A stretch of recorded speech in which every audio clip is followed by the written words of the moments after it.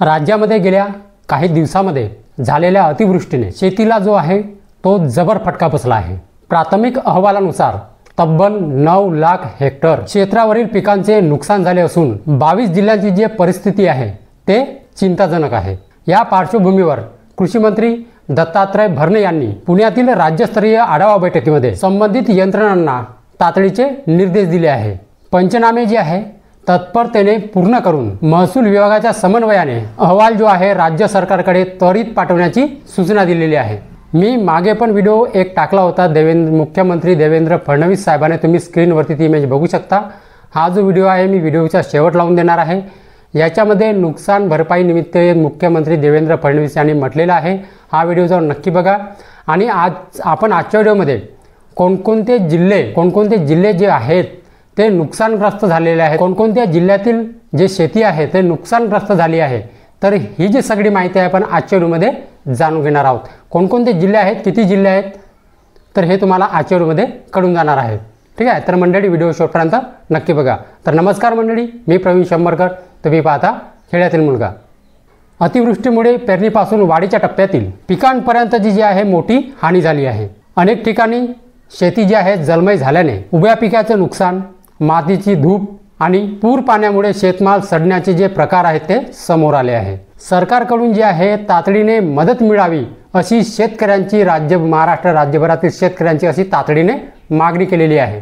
कृषी विभागाच्या प्राथमिक आकडेवारीनुसार नांदेड जिल्हा जो आहे तो सर्वाधिक प्रभावी असून 2,85,543 हेक्टर क्षेत्रामध्ये जे पिके आहेत ते पूर्णपणे जलमय झाली आहेत। यवतमाळमध्ये 1,18,359 हेक्टर क्षेत्रावरती जे आहे ते हानी झालेली आहे। त्याचबरोबर बुलढाण्यामध्ये 79,778 हेक्टर, अकोल्यामध्ये 43,703 हेक्टर, सोलापूरमध्ये 41,472 हेक्टर, त्याचबरोबर हिंगोलीमध्ये 40,000 हेक्टर आणि धाराशिवमध्ये 28,500 हेक्टर येथेही मोठ्या प्रमाणात जे आहे ते नुकसान झालेले आहे। याशिवाय चंद्रपूर, वर्धा, नाशिक, सांगली, जळगाव, बीड, परभणी, जालना आणि संभाजीनगर या जिल्ह्यांमध्ये उभ्या पिकाचे जे नुकसान झाल्याने शेतकऱ्याची जी अडचण आहे ती आता वाढलेली आहे। अनेक भागामध्ये पाण्याचा जो आहे निचरा मंदावल्याने पुनर्लागवड, अंतर कापणी आणि संरक्षणात्मक उपायांना अधिक खर्च येण्याची जे भीती आहे ते शेतकऱ्यांच्या मनामध्ये व्यक्त होत आहे।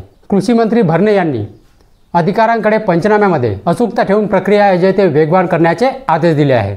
महसूल विभागाचा सक्रिय सहभाग, उपविभागीय व तालुका पातळीवरील क्लिनिक समित्या आणि डिजिटल नोंदणीच्या आधारे अहवाल जो आहे शासनाकडे त्वरित पाठवण्याचा निर्णय घेण्यात आलेला आहे।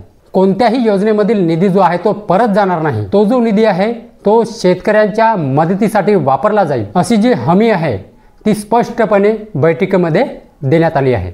शेतकऱ्यांना जे आहे वेळेत मार्गदर्शन मिळावे म्हणून किसान कॉल सेंटर सुरू करण्याची तयारी आहे असे भरणे यांनी सांगितले आहे। त्यासोबत नाविन्यपूर्ण जे शेतीचे प्रयोग आहेत, उभारणीमध्ये मदत करणारे पॅकेज, बियाणे, खत अनुदान, पीक विमा दावे, जलद निकाली काढणे आणि पुनर्लागवडीसाठी सल्ला अशी जे पावले आहेत ते उचलण्याचे संकेत देण्यात आले आहेत।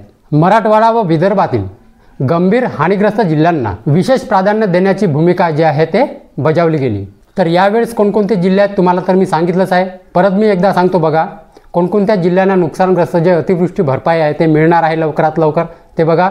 यवतमाळ, बुलढाणा, अकोला, सोलापूर, हिंगोली, धाराशिव, चंद्रपूर, वर्धा, सांगली, नाशिक, जळगाव, बीड, परभणी, जालना आणि संभाजीनगर हे जे जिल्हे आहेत ते अतिवृष्टी म्हणजे नुकसान भरपाईमध्ये नोंदवले गेले आहेत। तर या जिल्ह्यांना लवकरात लवकर नुकसान भरपाई मिळणार आहे, टेन्शन घेऊ नका। या जेवढे मी जिल्हे सांगितले आहेत त्या जिल्ह्यांना नुकसान भरपाई लवकरात लवकर मिळणार आहे असे जे आहे कृषी मंत्री दानवे यांनी सांगितलेले आहे। ठीक आहे, तर हे होते ते जिल्हे जे अतिवृष्टी नुकसान भरपाईसाठी मंजूर झालेले आहेत, जे नोंदवले गेले आहेत। ठीक आहे, तर मंडळी हीच होती आजची माहिती। तर मंडळी माहिती जर समजली असेल आणि जर व्हिडिओ आवडला असेल तर व्हिडिओला एक लाईक करून माझ्या चॅनलला सबस्क्राईब करायला विसरू नका। तर चला मंडळी, अशीच नवनवीन माहिती आणि योजनाबद्दल माहिती घेऊन भेटूया आपण उद्याला। जय हिंद, जय महाराष्ट्र।